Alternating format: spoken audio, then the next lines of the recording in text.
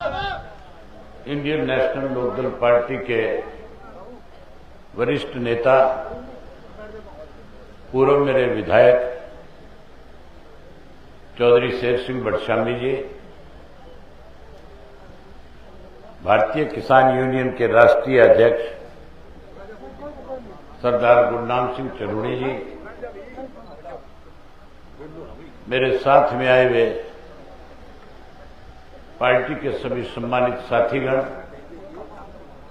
बहुत ही मान और सम्मान के योग आदरणीय बुजुर्गों, नौजवान साथियों, माताओं, बहनों,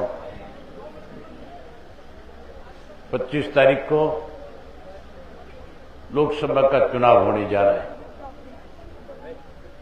वोट आपका है, मत आपका है, विश्वास आपका है, फैसला आपका है। आपने किसको अपना नुमाइंदा चुन करके लोकसभा में भेजना है, ये फैसला आपने करना है। 10 साल हो गए देश में, प्रदेश में भारतीय जनता पार्टी की सरकार बने हुए। इन 10 वर्षों में किस किस्म के हालात रहे, इन 10 वर्षों में भारतीय जनता पार्टी ने कौन कौन से वायदे हमारे बीच में किए, कौन से वायदे पूरे हुए।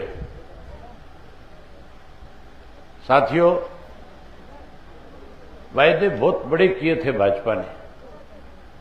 वायदे पूरे करने की बजाय 10 वर्ष में ऐसे निर्णय लिए थे जिससे देश के लोग परेशान हुए। अब भारतीय जनता पार्टी जो है चुनाव के समय में ये कह करके कहीं वोट नहीं मांग रही कि हमने 10 वर्ष में कोई अच्छे काम किए। ये भी नहीं बताते कि हमने 10 वर्ष में वायदे पूरे करने का काम किया। अब तो एक नई चीज लेकर के आए हैं।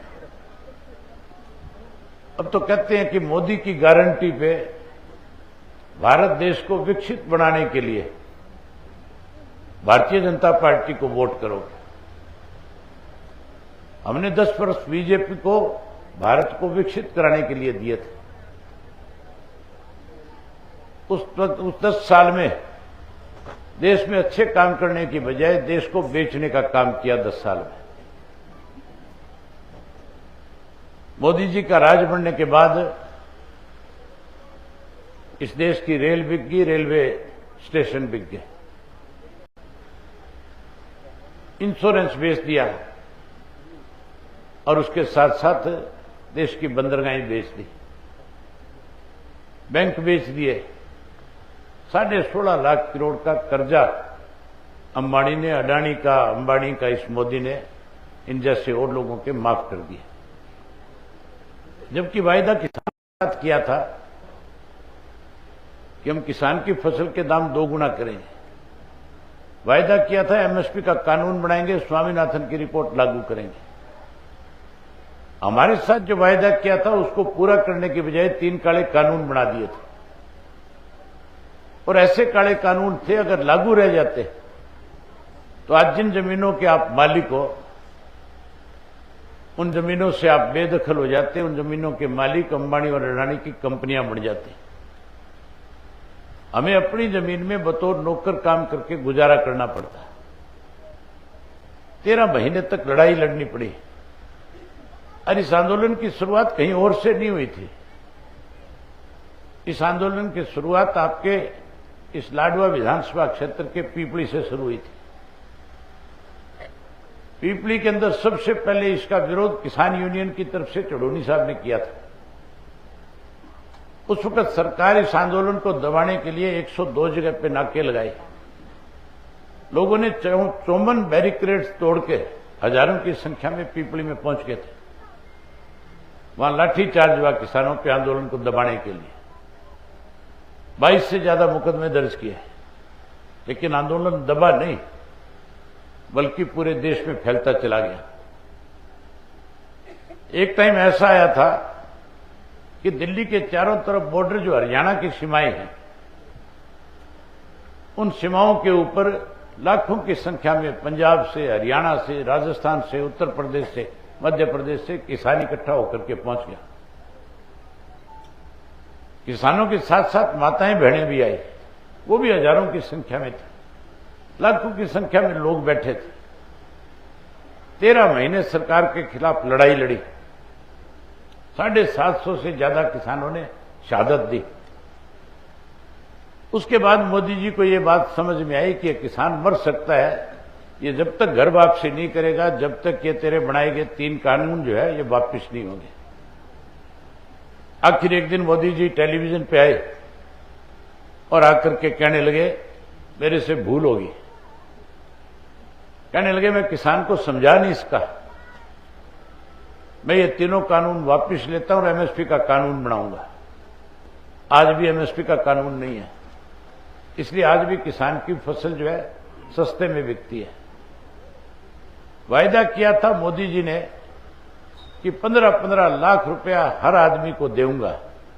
कांग्रेस के 70 साल के राज में जो पैसा लूट करके इस देश से विदेश के बैंकों में जमा कराया, उस पैसे को वापस लाऊंगा और 15-15 लाख रुपए देने की बात कही थी।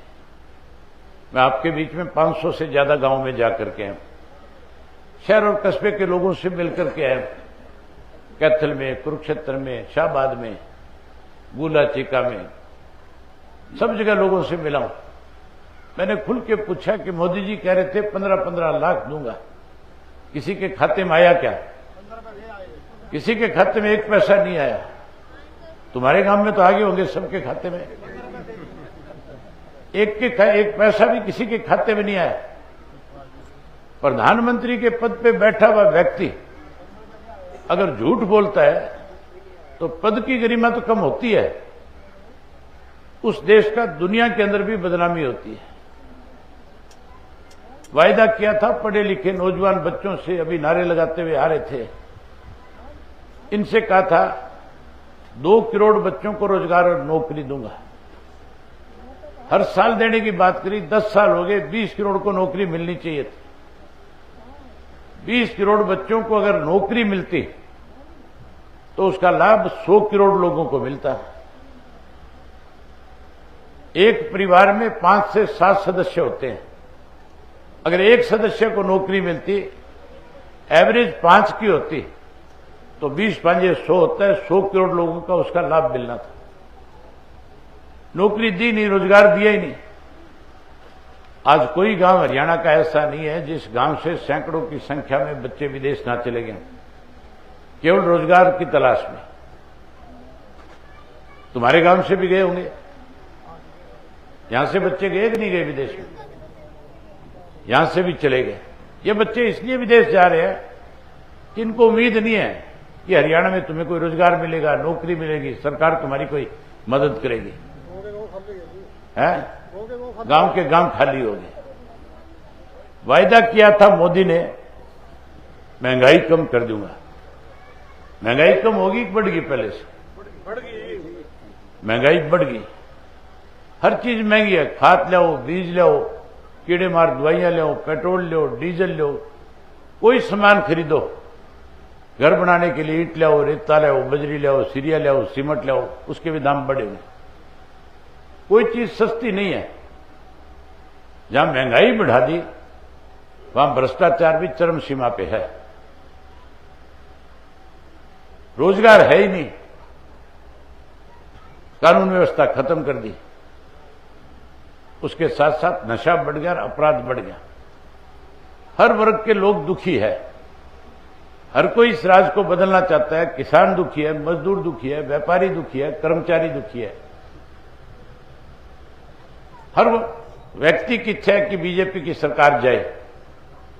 आप भी इसको बदलना चाहते हो कि नहीं बदलना चाहते? हाथ खड़े करो मेरे साथ की सरकार को बदलना चाहते हो। बदलना चाहते हो सरकार? सरकार बदलनी है तो फिर इसके साथ साथ सोच बदलनी पड़ेगी। जब तक हम अपनी सोच नहीं बदलेंगे तब तक कभी भाजपा को बनाएंगे, कभी कांग्रेस को बनाएंगे। कांग्रेस को भी तो सत्ता से इसीलिए बाहर किया था ना कि कांग्रेस से लोग दुखी हो गए थे, इसलिए भाजपा की सरकार बना दी थी। अब गलती से दोबारा कांग्रेस ले आओगे तो फिर कांग्रेस पार्टी में जैसे पहले हालात थे उससे भी ज्यादा बदतर हालात कर देंगे। फिर तो उनके दिमाग में ये बैठ जाएगी हम बिना मांगे वोट मिलते हैं। यहां बिना कुछ किए बिना वोट मिलते हैं, यहां तो भ्रष्टाचार फैलाने से वोट मिलते हैं। इसलिए सोच को बदलो।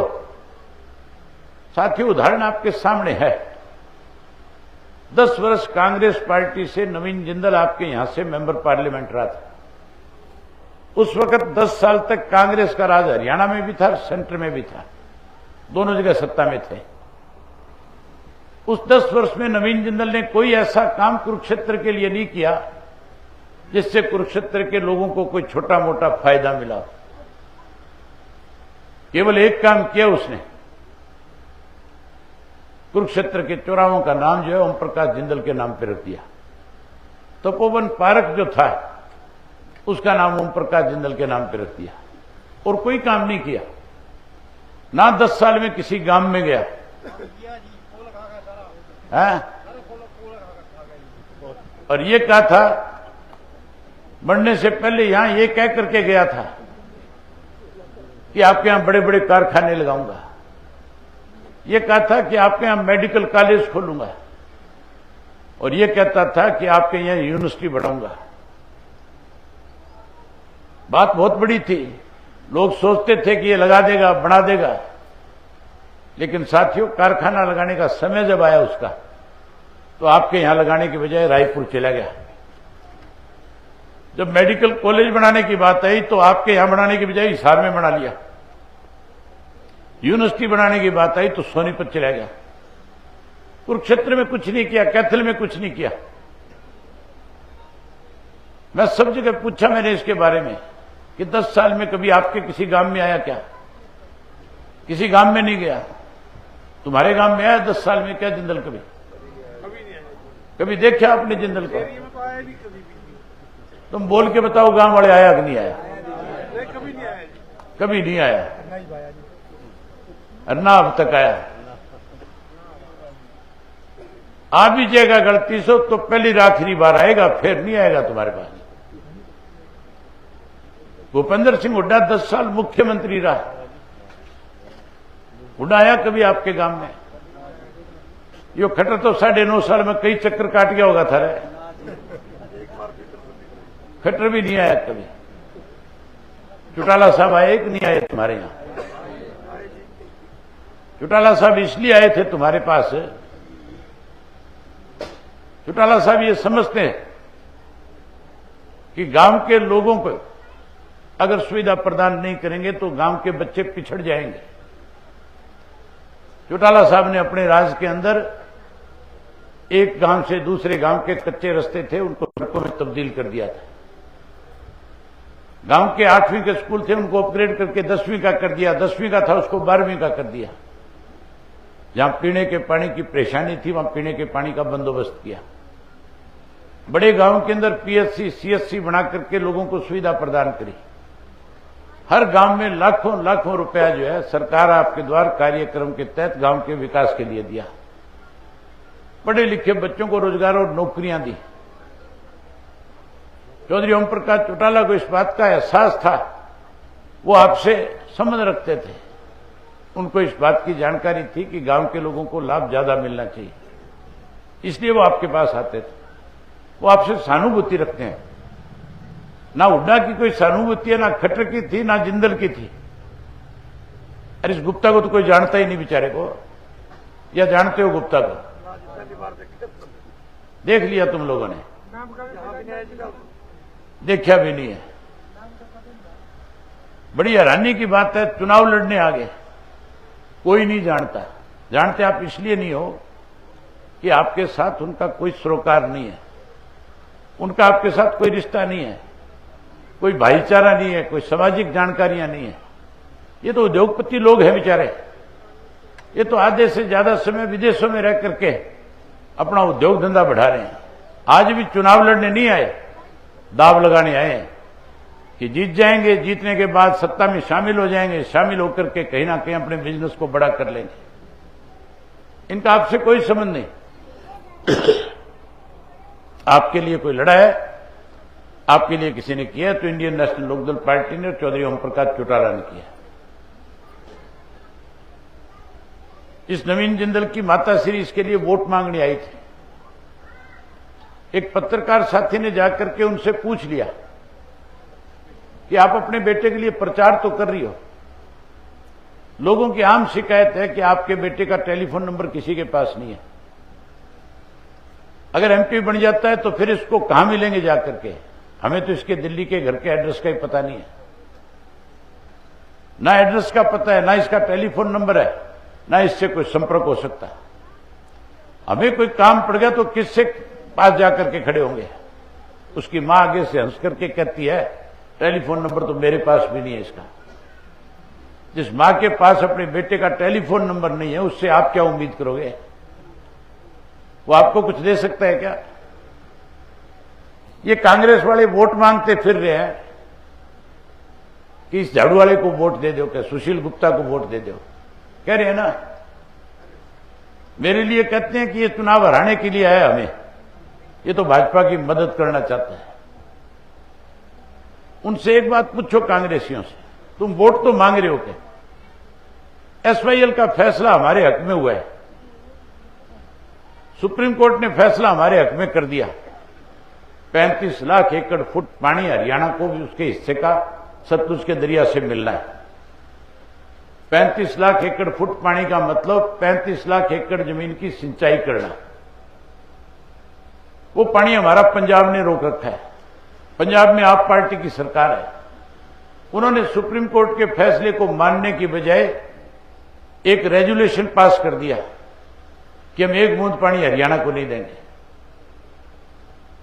जो हमें पानी नहीं देगा वो हमारा दोस्त है कि दुश्मन है? वो हमारा दुश्मन है। तो आप वाले तो हमारे दुश्मन है, वो तो पानी दे नहीं रहे। अरे ये कांग्रेस उसके लिए वोट मांग रही है, तो ये कांग्रेस उससे बड़े दुश्मन हो गए कि नहीं हो गए हरियाणा के? तो इनसे ये तो पूछो कि तुम हरियाणा प्रदेश के लोगों को फायदा पहुंचाना चाहते हो कि नुकसान करना चाहते हो ऐसे लोगों के लिए वोट मांग करके? साथियों, जो हमारा दोस्त नहीं बन सकता है वो मान करके चलो हमारे प्रदेश का कभी भला भी नहीं कर सकता। इसलिए अपने पर्याय को पहचानो। अगर आपको लगता है कि मैंने आपके लिए संघर्ष किया है, मैंने आपकी लड़ाई लड़ी है, मैंने किसान आंदोलन में किसानों के साथ खड़े होकर के उस आंदोलन को मजबूत किया है, समय आने पे किसान आंदोलन को और ज्यादा मजबूत करने के लिए इस्तीफा दिया है, आपकी लड़ाई मैंने विधानसभा में लड़ी है। अगर आपको लगता है कि मैं आपके साथ खड़ा होने वाला हूं तो फिर एक एक वोट 25 तारीख को ऐनक के निशान पे लगा करके मुझे जिता करके भेजना। अगर आपको ये विश्वास है कि मैं आपकी आवाज लोकसभा में बुलंद कर सकता हूं, मैं लोकसभा के अंदर किसान की ताकत बन सकता हूं, तो फिर एक एक वोट दोगे कि नहीं दोगे? वोट दोगे तो एक बारी हाथ खड़े करो, मेरे साथ की देंगे। बहुत धन्यवाद आपका।